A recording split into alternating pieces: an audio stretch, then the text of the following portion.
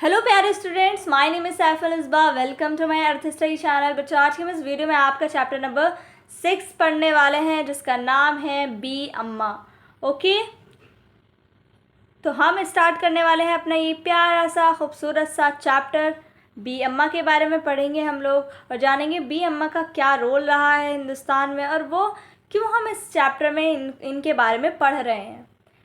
ठीक है, तो चलिए, हिंदुस्तान की आज़ादी की जद्दोजहद में मर्दों के साथ औरतों ने भी बराबर का हिस्सा लिया। अब हम सभी जानते हैं बच्चों कि हम आज़ाद हुए हैं अंग्रेज़ों से, लेकिन उस आज़ादी की लड़ाई में ना सिर्फ मर्द ही शामिल थे बल्कि औरतें भी शामिल थीं उस लड़ाई में। ठीक है, और उनमें से एक का नाम लिया जा सकता है बी अम्मा का। इनके दो बेटे थे, कौन? मौलाना मोहम्मद अली जौहर और मौलाना शौकत अली।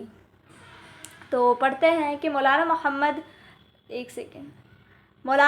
अली जौहर और मौलाना शौकत अली की वालिदा मोहतरमा बी अम्मा का नाम इस सिलसिले में मिसाल के तौर पर लिया जा सकता है। तो इनके कितने बेटे थे? दो, एक ये और एक ये। बी अम्मा की विलादत यानी पैदाइश 1852 में हुई थी। इनकी वालिदा का नाम मुज़फ़्फ़र अली था। इनके वालिद का नाम क्या था? बी अम्मा के वालिद का नाम था मुज़फ़्फ़र अली। इनका ताल्लुक़ रईसों और मनसबदारों के ख़ानदान से था। ठीक है, मनसबदार यानी अहदेदार, बड़े लोग थे ये, रईस थे, मालदार थे। ठीक है, इनका जो ख़ानदान था, ये ख़ानदान अमरोहा का रहने वाला था। इनका ख़ानदान कहाँ का रहने वाला था? अमरोहा का। ठीक है, और ये यूपी में है अमरोहा।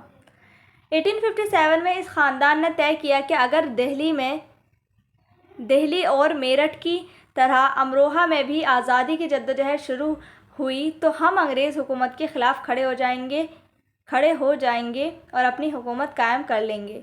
इस बात से मालूम होता है कि बी अम्मा के ख़ानदान में हमेशा से अपने वतन से मोहब्बत पाई जाती है।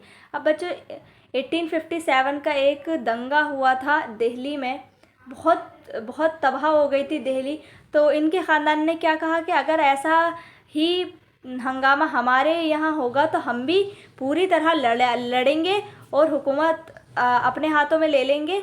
इससे ये पता चलता है कि उनका ख़ानदान जो था वो हिंदुस्तान से बहुत ज़्यादा मोहब्बत करता था, अपने वतन से बहुत ज़्यादा मोहब्बत करता था।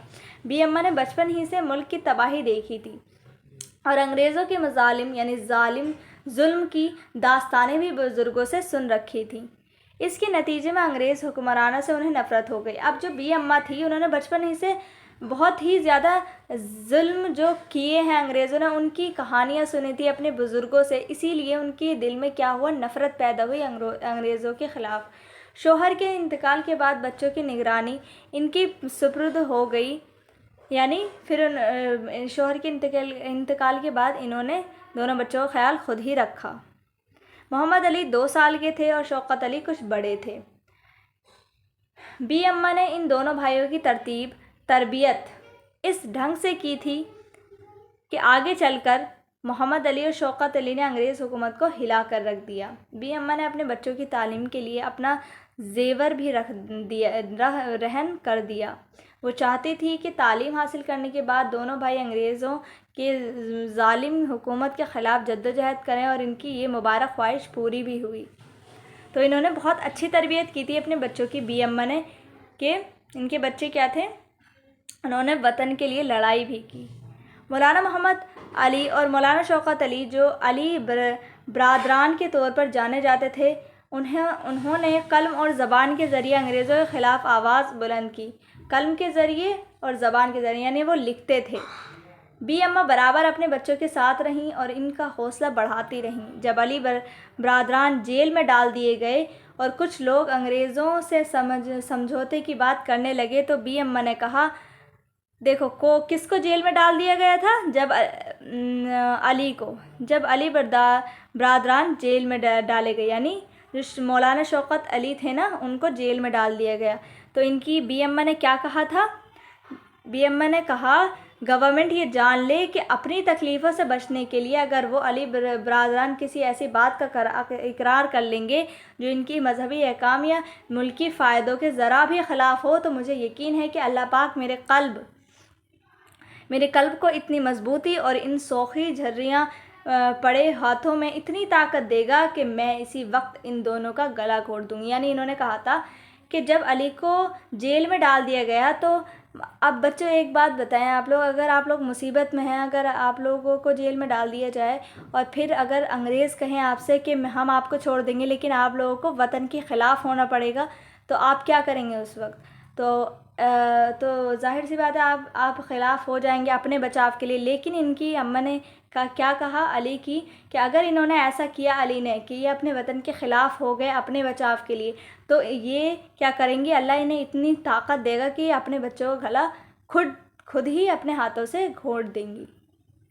تو دیکھیے ان کے اندر کتنی ہمت ہے، کتنی محبت ہے اپنے وطن کے لیے. اس لائن سے ہمیں یہ پتہ چلتا ہے. بی اماں کے اس بیان سے ان کی حوصلہ مندی، جرات، مذہب اور وطن سے گہری محبت صاف ظاہر ہوتی ہے. مارچ 1924 میں بی اماں کی طبیعت خراب ہو گئی. انہیں امروہے سے فوراً رامپور لایا گیا. علی برادران اپنی ماں سے ملنے کے لیے رامپور آئے، لیکن انگریز حکومت نے انہیں ریلوے اسٹیشن پر روک دیا. جب اس کی خبر بی اماں کو ملی تو وہ خود بیماری کی حالت میں اسٹیشن آ گئیں اور اصرار کیا کہ میں بھی تم لوگوں کے ساتھ چلوں گی. مجبوراً ان کو دہلی لایا گیا. ان کی خواہش تھی کہ ہندوستان کی آزادی اور ہندو مسلم اتحاد کو وہ اپنی آنکھوں سے دیکھ لیں. آخر بی اماں اسی خواہش کو لیے ہوئے 13 نومبر 1924 کو اس دنیا سے رخصت ہو گئیں. بی اماں کے پیغام کو کسی شاعر نے اس طرح بیان کیا ہے: بولے اماں محمد علی کی جان بیٹا خلافت پہ دے دو. تو کتنی زیادہ یہ محبت اپنے دیش سے، اپنے وطن سے کرتی تھیں. تو بہت ہی انٹرسٹنگ یہ آپ کی سچی سٹوری تھی. ٹھیک ہے، اب آپ لوگ الفاظ معنی یاد کریں میرے ساتھ. جدوجہد یعنی شدید اور لگاتار کوشش. ولادت پیدائش. منصبدار یعنی عہدیدار. مظالم یعنی ظلم کی جمع زیادتی کرنا، ستانا. سپرد کرنا، حوالے کرنا. تربیت پرورش، رہن گروی کسی چیز کو دوسرے کے پاس پیسہ لے کر کچھ مدت کے لیے رکھنا. اقرار، ماننا یا تسلیم کرنا. جرات، ہمت. اتحاد، ایکا، میل جول. نگرانی، دیکھ بھال، حفاظت. تو آپ کے سوال جواب میں نیکسٹ ویڈیو میں کراؤں گی. تو چلیے بچوں، ملتے ہیں نیکسٹ ویڈیو میں. تب تک کے لیے بائے اینڈ ٹیک کیئر.